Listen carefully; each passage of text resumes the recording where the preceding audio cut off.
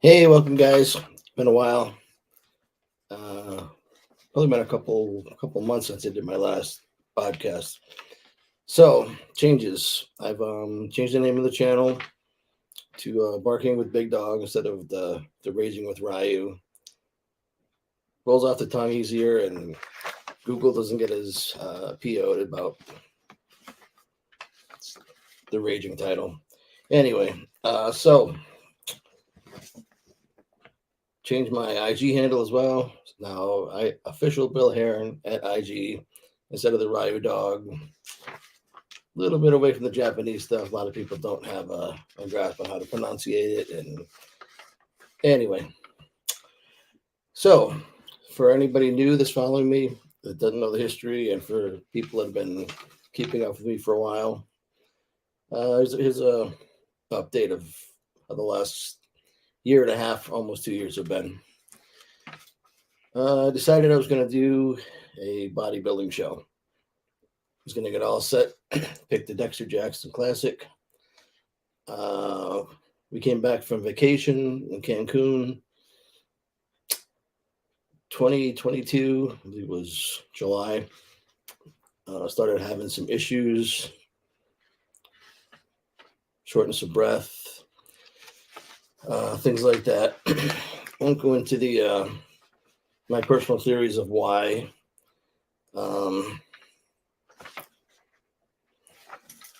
For a certain cause that we all had to get it for. I was kind of coerced into getting it for work, but regardless, I won't go into my theories of why that had anything to do with this. But anyway, so thought it felt really good. Got dialed in pretty good condition to go to Cancun. Came back from Cancun, first day back at the gym, leg day. Started warming up the legs, leg extensions. To the first set of warm-ups, I was like, I can't breathe. I can't catch my breath. What's going on here? Continued like that at a really, really crappy leg workout. Came home, decided I better call the doctor. I just recently switched doctors to a much better doctor than I've been seeing for years.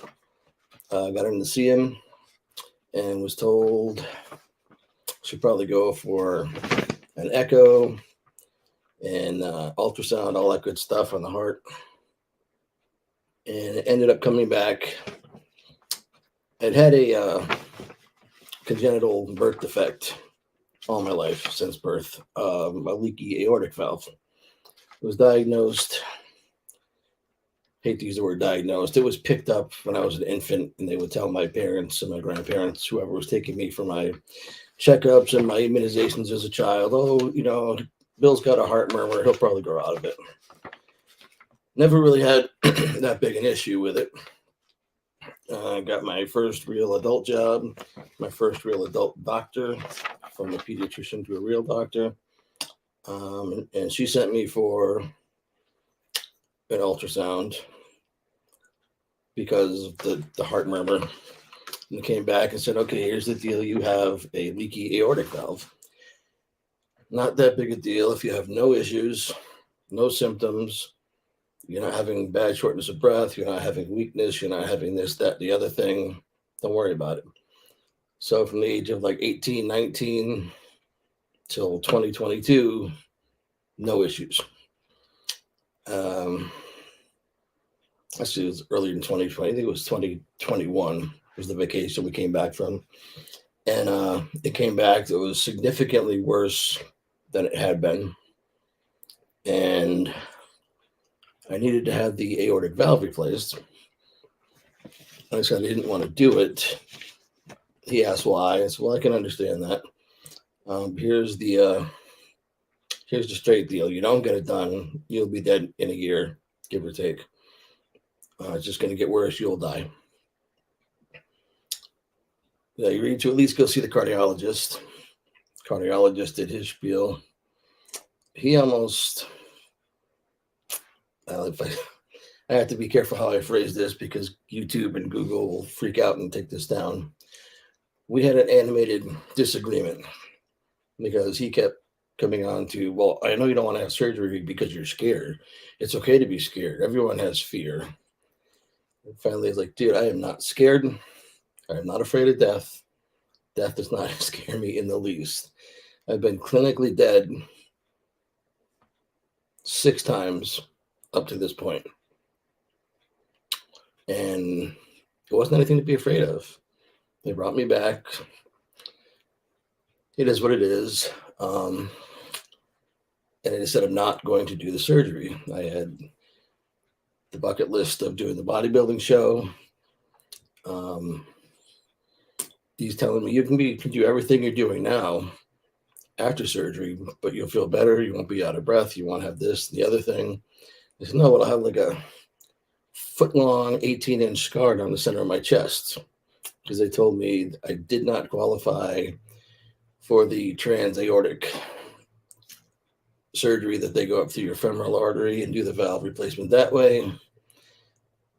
I don't want to butcher the language. It's either I have a bicuspid valve and it only works with tricuspid valves or vice versa.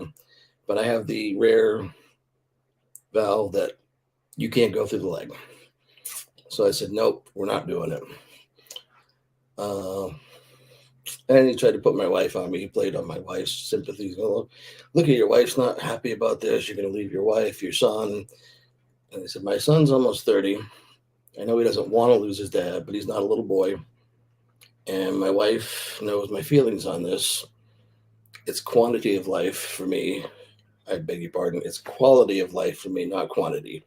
I don't care if I live another 3 months, as long as I'm doing things the way I want to do it. And I am happy with the way I'm doing stuff in my life. I don't want to live the next 20 years and not be able to be in the gym, not be able to do what I want to do with my life. That would not be a life for me. Death would be better. And we went back and forth. I had another visit with him. As I'm going over again, why I don't want to do it, I see tears streaming down my wife's face. And I asked for a minute with my wife. And I basically said, okay, I'll do the surgery. Didn't want to do it, but I did it. So before surgery, I had to be scheduled for a cardiac catheterization where they put you under. They run a camera basically up through your femoral artery into your heart, look at everything. And as they start taking you out of the anesthesia, as they're taking it out. So I come to with the cardiologist putting insane pressure on my femoral. Saying, yeah, I have to get the bleeding to stop. It's going to take a few minutes. Now you have to lay on your back for 3 hours before you can go home.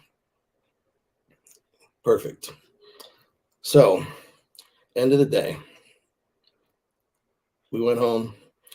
I was scheduled for surgery. Again, I don't necessarily understand all the mindset of the surgeons and everybody else. Got a call. It was all set to have surgery January 12th, 2022. And got a call saying, oh, well, the surgeon wants you to have 2 teeth removed because you've had root canals done in them, and the potential for them to become infected later on could be a problem. So we're going to have those out before you can do the surgery. I'm like, I'm not going to have teeth ripped out of my head just for surgery. I'm like, they'll cave. They didn't cave. They canceled surgery. Ended up having the 2 teeth pulled. Bad infection on one of them afterwards. I have the best luck. So surgery rescheduled for March 1st, 2022. And they call me back and say, hey, we have an opening the day before. Can you do February 28th? I'm like, yeah, sure. So February 28th, I go under for open heart surgery. I have the aortic valve replaced with the it's an Edwards implant valve. It's supposed to, when they sold me on it, this is the heart surgeon, he was telling me I can't really give you exact life of the valve because it's brand new, but they're predicting 15, maybe 20 years, which would be great. I'll be dead in 20 years. I don't give a crap. So I said, okay, we'll do that. So they put the Edwards valve in. They repaired an aortic aneurysm I had at the aortic root. And they took one vein out of my knee and bypassed one vein to the heart. So I was up a few days later. I had a rough start in the cardiac intensive care unit. It came out of it pretty good, feeling pretty good compared to the horror stories I'd heard. But then when I woke up, I found out they had they told me all the stuff that was going to go on. I had a IV line in my neck, in my jugular vein. I had an IV line in my arm. I had one in my left femoral. And he was telling my wife something happened during surgery. They had to put a balloon valve in the right femoral. So that was a lot of fun to wake up like that. They took the left IV out of the femoral artery the second day I was there. And the third day they were sending me up to the regular floor, the regular rooms. I had everything going on with that one until right before transport. They're like, oh, we got to take the balloon valve out of the right leg. So they took that out. Very strong doctor, one of the attendings, super pressure. It was really hard to get it to stop bleeding on the right femoral. Finally got it done. Brought me upstairs. That wasn't too bad. Food, it's insane how the hospitals work. They had me being checked before every meal for blood sugar. Like, why do you keep testing this? I'm not a diabetic. I said, well, we want your blood glucose to be under 150 for healing reasons, to keep everything healing properly. Okay, so you want to keep me under 150. The first meal they gave me that they brought me was actually food. I'm like, there's no protein in this thing. And there's orange juice, oatmeal, a breakfast pastry, big thing of breakfast potatoes, and a little thing of eggs about yay big. That was the scrambled egg portion. I like it. That doesn't shoot my freaking blood sugar into the and oatmeal. If that doesn't shoot my blood sugar into the stratosphere, I don't know what will. But anyway, it never really became an issue. But so, right the next day, being in the regular room, like, okay, we're going to get you up. You're going to start using the walker and try that out. The walker sucked. By the time I got back to the room, I was like, okay, that was, it wasn't too bad walking, but that I just can't do the walker. So the next time I had to walk a couple hours later, I'm like, I'm gonna have to do this myself. So I'm trudging down the hall with no walker. Like, where's your walker? I'm not using that thing. Just be careful. I'll be careful. So I have my new Adidas red sneakers on, about just for surgery, rehab, walking up and down the halls like 10 times a day, just walking. Second day, they actually allowed me to see where the stair, they have in the physical therapy, they have this wooden staircase of 4 stairs, I guess, for rehab for different purposes. So I started going up and down that 3 or 4 times each time I do a lap around the thing. So got out of there pretty good. The only bad part after that was having the wires ripped out of my sternum right here. They use wire thread to put your breastbone back together, your sternum. That was not fun having those pulled out. The guy was telling me, oh, you might want to just, think about this. It's okay to talk. It's okay to sing. It's okay to scream. I just went into Sanshin breathing from my martial arts training. the breathing, the focusing. I got through that coming out. Once that was out, I felt a little bit better. A little disgruntled. I've been trying to cut weight a little bit. I went into surgery just under 190 pounds, 189 and some change. Woke up from surgery feeling really bloated. They tell you get you hold a lot of water, you swell, a lot of inflammation. The first time I got on a scale to check my weight in the hospital, when I got to the regular room, it was around 221 pounds. So I went from 189 pounds pre-surgery to 221 post-surgery. Looked like I had never done a crunch or a sit-up in my life during the post-surgical part. It was horrible. That took a while to come down. Started to feel better. I was back in the gym on March 17th. I started with just the treadmill, nice and slow. And then they had said something about, well, you can lift, but don't lift very heavy. You can only lift up to 10 pounds. So I was in there I'm like, 10 pounds, this is ridiculous. So I went under the old, if it hurts, stop.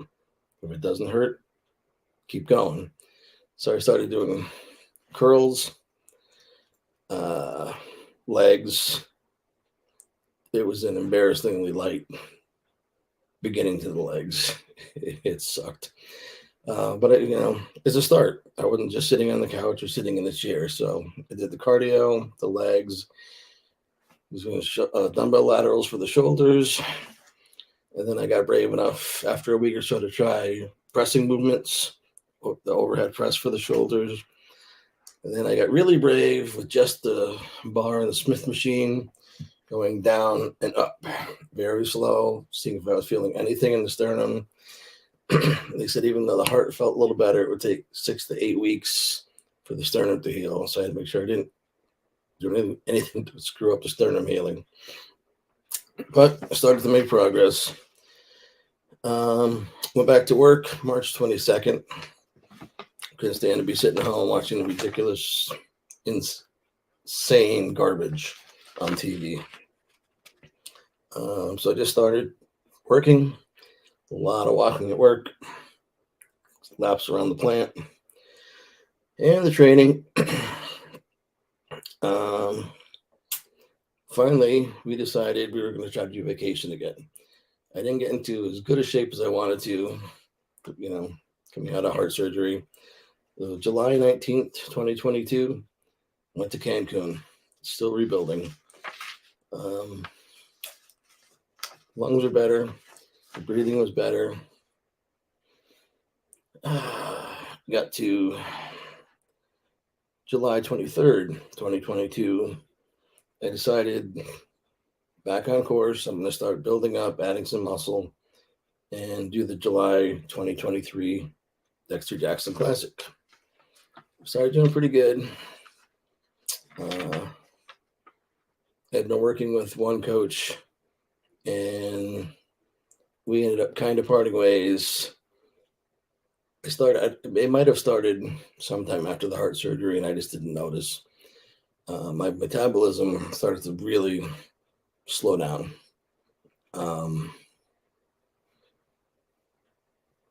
It's hard to explain when you have a coach who's not in the same general location as you, and you're just doing like video calls or phone calls and checking in and going over what's going on and your results. They don't see your day-to-day stuff and see what you're doing. I was following my coach's instruction to the T. And at one point, he's like, we really need to make you suffer. We're going to cut you down to 2 meals a day. And I was still not dropping weight on 2 meals a day. And he's like, dude, you're cheating on your meals. I'm like, I'm not.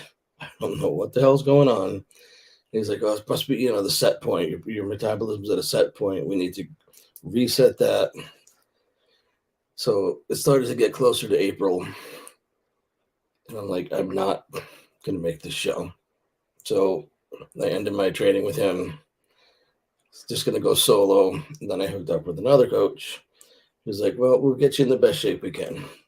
And we started doing the same thing, switched the diet up a little bit. It got a little better. Started to lean out.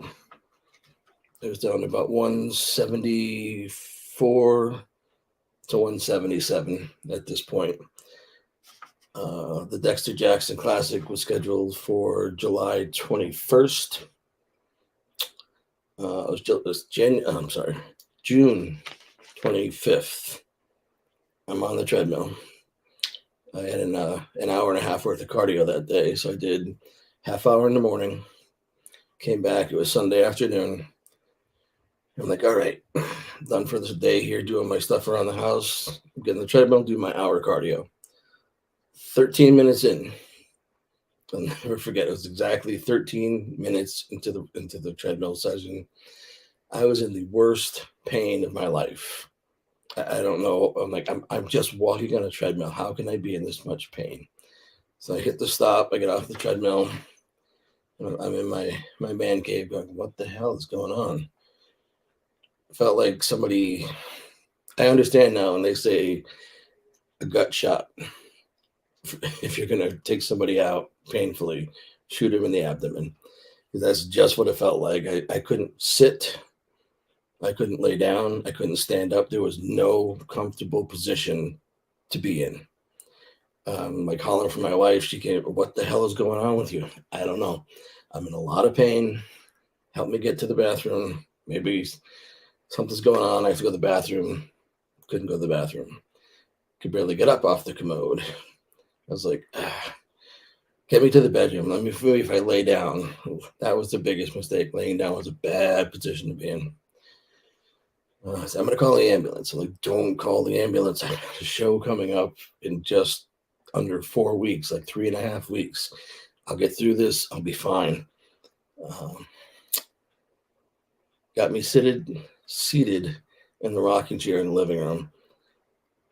And I'm just in agony. At that point, I finally went, okay, you can call the ambulance. So the ambulance came. The crew that I got to take me for the ride this time was not the quality crew I had that took me in the ambulance when my back was jacked up a year or so ago. It took forever to get me out the door into the ambulance. It's by the time, the last time I had been in the ambulance, the guy I used to work out ironically with at the gym in Northampton was the EMT. And he's like, oh, dude. So, all right, we're going to get you out of pain until we get you to the hospital. Have you ever had fentanyl? Never had it. Nope. And the kid, this ambulance trip said the same thing. We're going to give you fentanyl. Have you ever had fentanyl? I'm like, I had it once before on an ambulance ride similar to this. He's like, okay. First ambulance ride, he had the IV installed in less than 3 minutes and was giving me the dose of fentanyl. And it really kicked in and helped with the pain until they got me to the hospital. It took this dude 19 minutes to get the IV. They just started on the road. Finally, halfway to the hospital, they got the IV in and gave me the fentanyl. And the IV wasn't even in properly, so I got zero pain relief.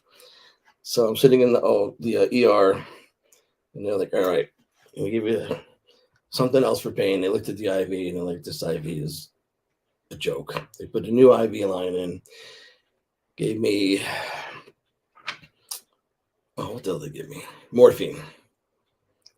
Finally, some pain relief. We're going to take you upstairs, do a CAT scan.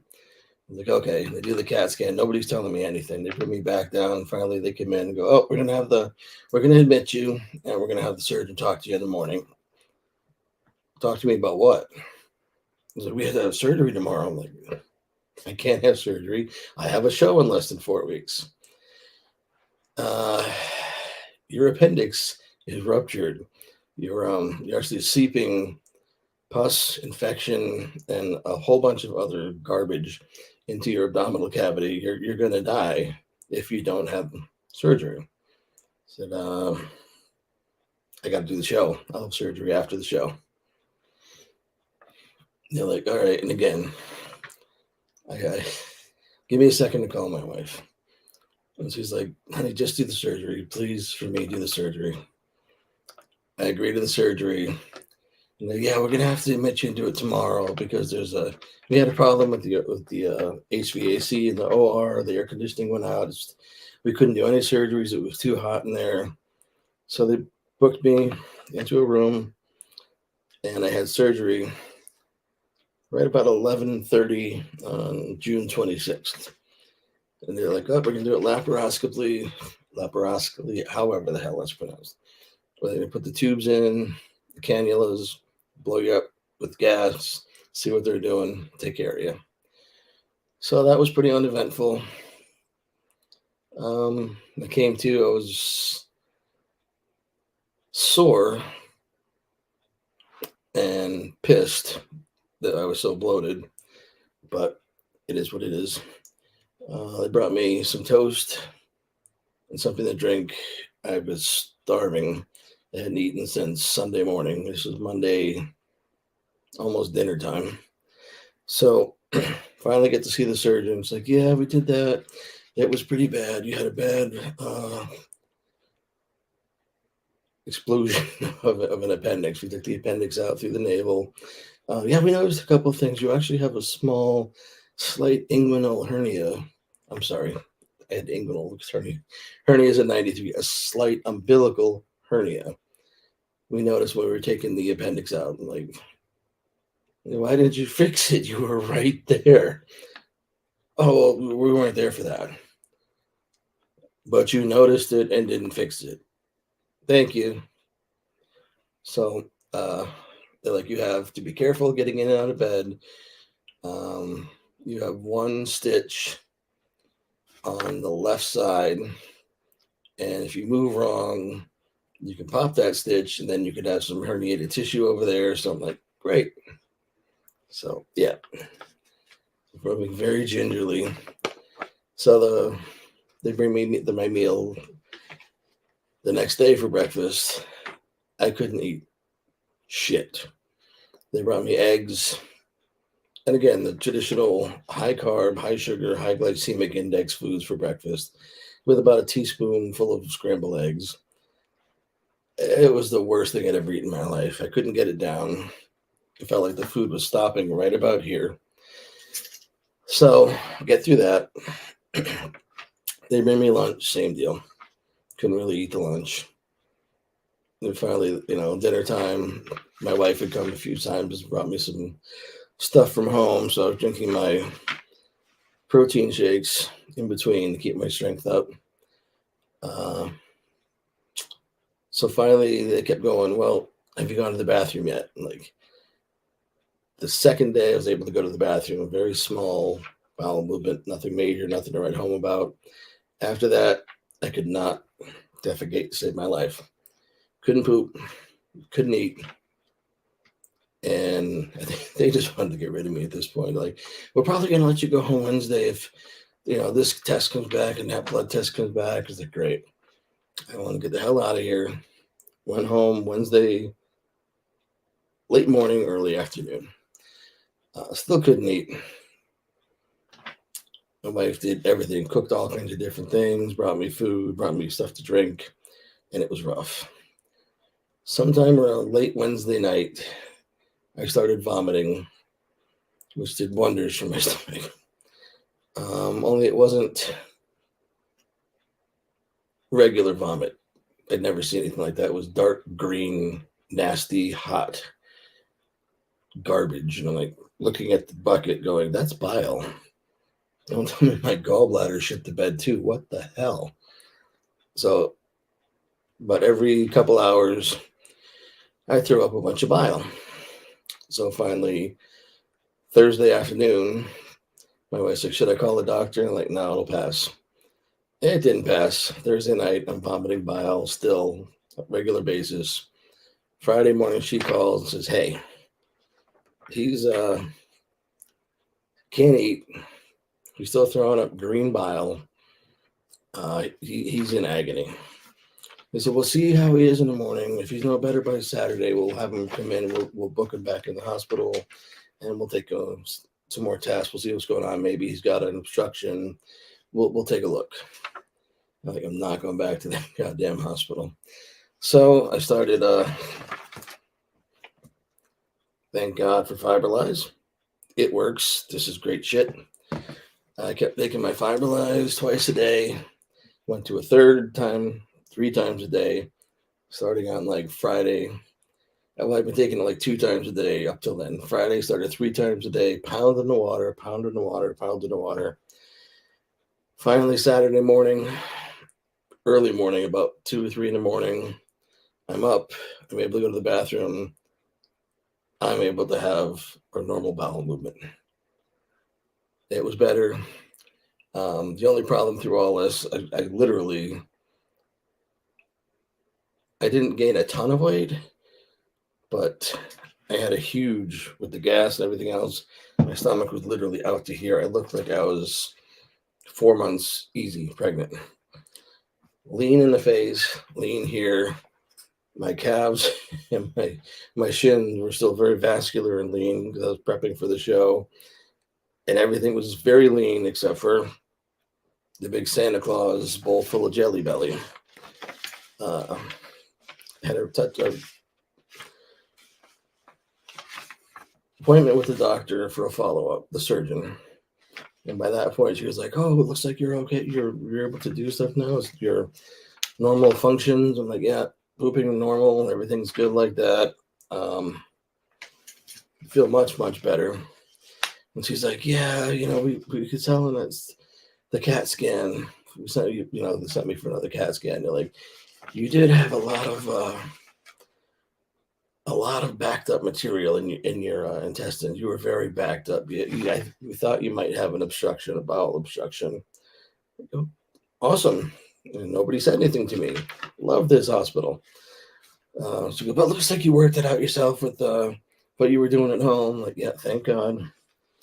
So, in between all this, while I was in the hospital in the follow-up with the surgeon, I talked to a few friends, and they were like, "Well, you technically could still do the show. You're not building muscle at this point. You've done all the building up. You're dieting down now. You're shredding out, trying to lean out. You could technically still do the show." Only it was not getting leaner in the stomach. It was getting better, but not leaner. There's no way I would have stepped on stage looking like that. And while I was still in the hospital, I mentioned that to my second coach, and he was like, "Are you on too much goddamn morphine? There's no way you can do this show. You can't do abs for at least a month, at least 4 weeks. You can't even do a crunch. And you're going to have to go easy until then. Just shut it down, rebuild, plan on next year if you're going to do it." So resigned myself that I wasn't doing the show. In the meantime, we had already booked the flights, booked the hotel rooms, got my wife her coaching pass so she could go backstage with me and help me prep for the show, tanning, the oil. We'd already paid for the seats. There was no refunds at this point. Although I do want to thank Center Podium. They actually refunded my wife's ticket. And then we went, okay, leave her ticket, refund my competitor's pass, and just put it toward the seat. So they gave it, they rearranged everything for us. So we both had VIP seats. So we still flew down for the show. I got to meet Dexter Jackson. Very cool dude. Awesome guy. The Blade is the man. Love the show. It was a very well-run show. Networked with a few people. Flew home, decided, okay, I'm doing this show next year, come hell or high water. I'm doing the show. So start back with my coach, my second coach. We're working. And this is where things started to get weird. I'm doing cardio, 45 minutes a session, 5 to 6 times a week. I'm losing no fat. I'm actually gaining weight. And I'm on a basically just keto diet. I'm eating just proteins and fats, no carbs, zero carbs. And I'm getting fatter. I'm getting heavier. So I go through all the testing with my doctor's PA. I love my PA. She's the best. Sent me for blood work. My testosterone was actually ridiculously low. It was about probably a healthy amount for like a 9-year-old girl. I had a free testosterone level of 7 and a total testosterone of 24 nanograms per deciliter. So I was not in good shape testosterone wise. Don't know why. It used to be Cooley Dickinson Hospital, Mass, Brigham, Northampton. I don't know why their lab has such a problem with doing simple blood work that your doctor orders. My PA ordered tests for total testosterone, free testosterone, follicle stimulating hormone, free T4, total T4, free T3, total T3, thyroid antibodies, the whole basic CBCs, a couple other ones. Everything came back but the T3. I'm like, what happened to my T3? It's like, I don't know. I keep asking. They say it's, it was shipped out.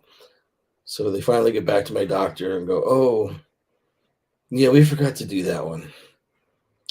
So I'm like, all right. Sent me back again.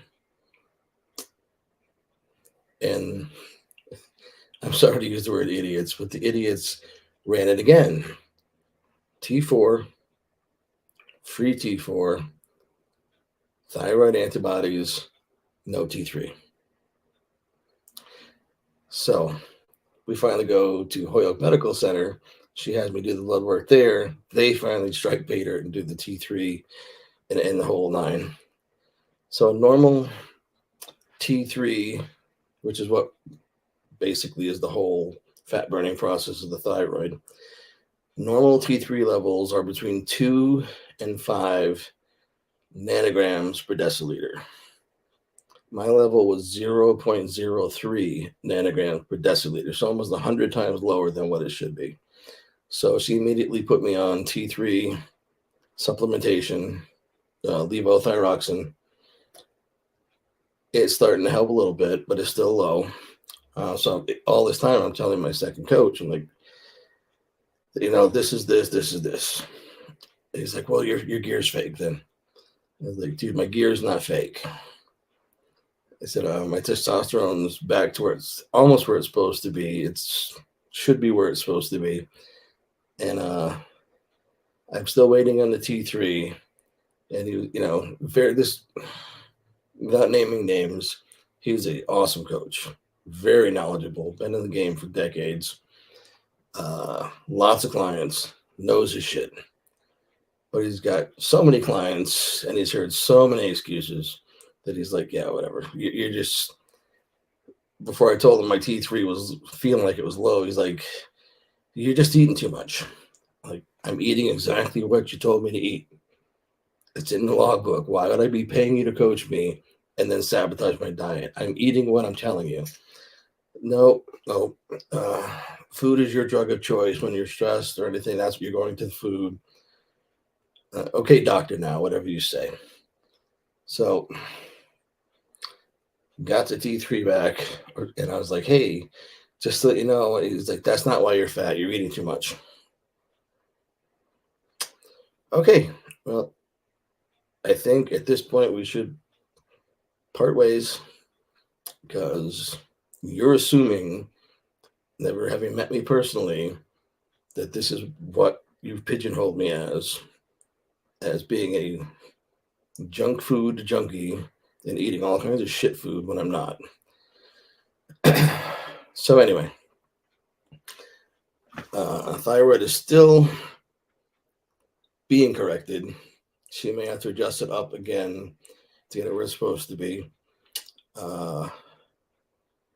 Ironically, it was funny the way this one came about.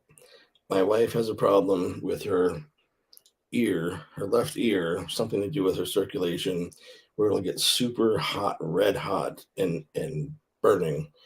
So my PA, we have the same PA. She's like, "Well, why don't we send you home the glucose meter, and when you feel your ears start to do that, take your glucose levels, and we'll see if it has anything to do with that." So my wife's joking around. I was like, "Why don't you try and see what yours is?" And so for shits and giggles, I do the glucose thing, and I'm like,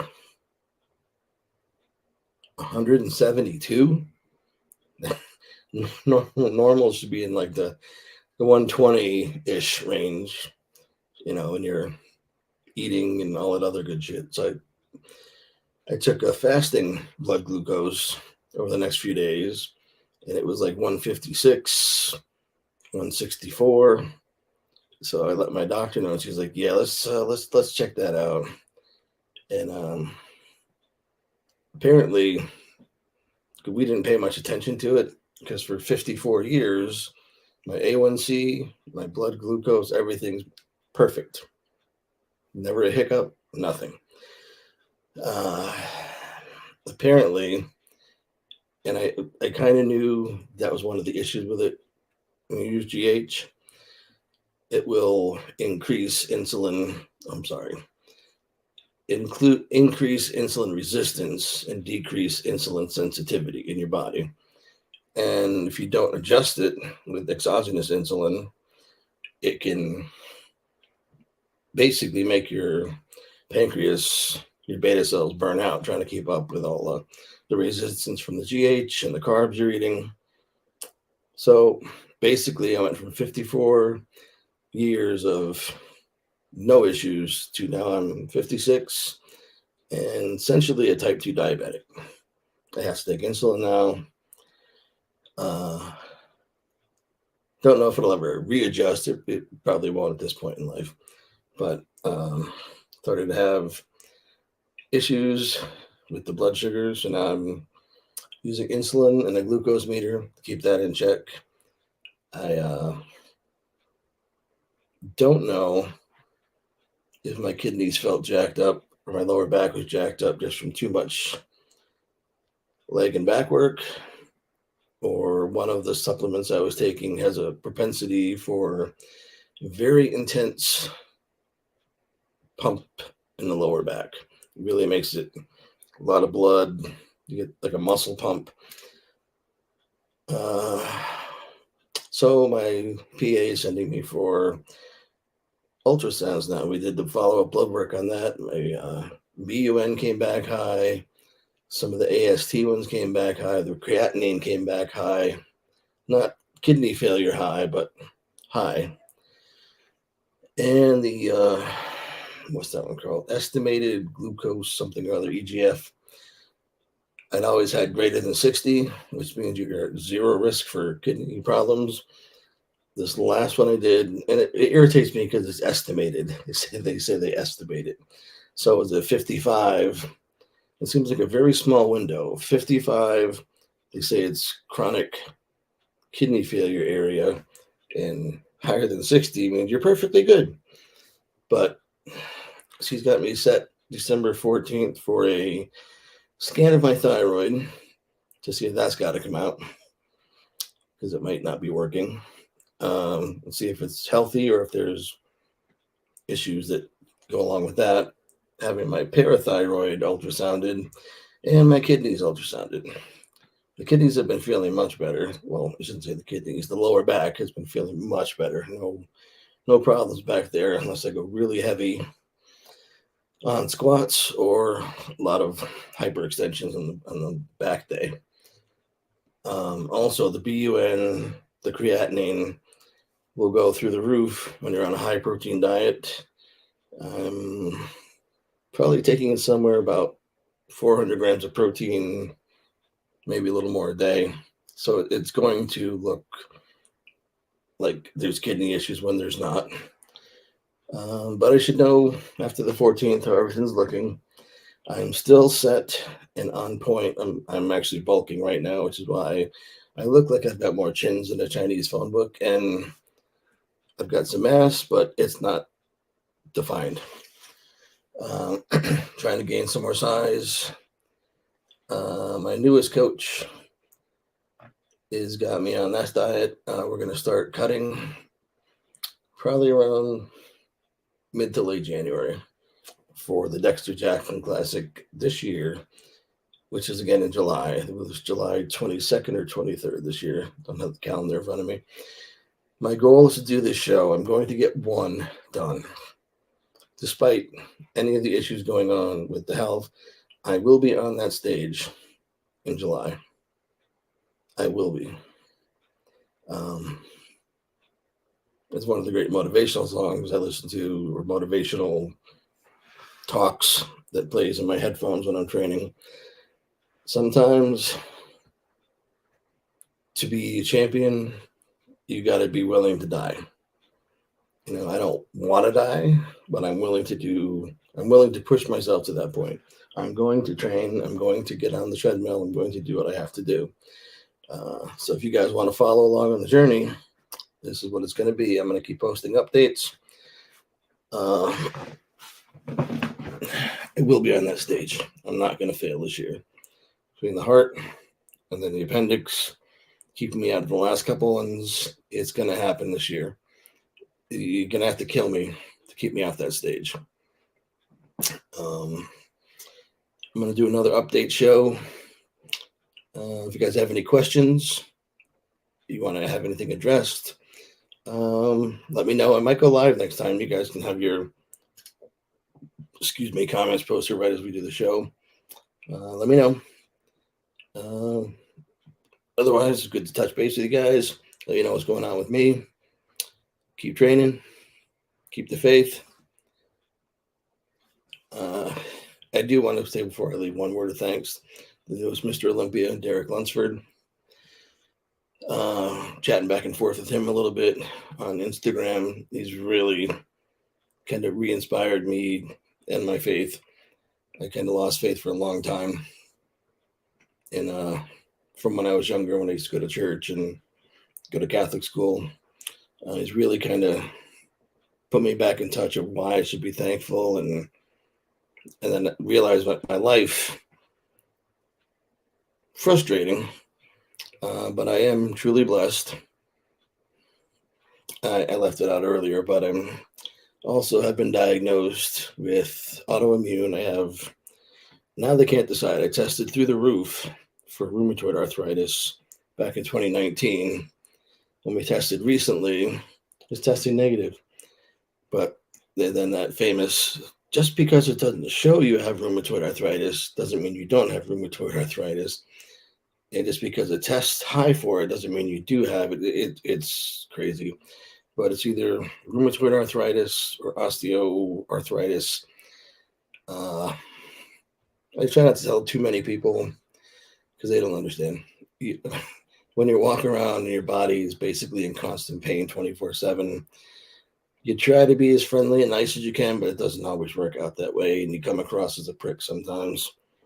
So to those people who witnessed me when I've been a prick, I do humbly apologize. My wife's trying to help me on that aspect of my game, to not be a dick just because I'm feeling in pain. But otherwise, yeah, we'll talk about all this stuff if anybody's interested. I'm going to have weekly check-ins on how I'm doing, how the training's going, my weight. If I can figure out, I'm still trying to figure out how to put pictures and other stuff into the layout. So I'm still a newbie as far as that goes. But I'll be able to show some training videos and stuff during the week, each week. And again, any questions, please hit me up.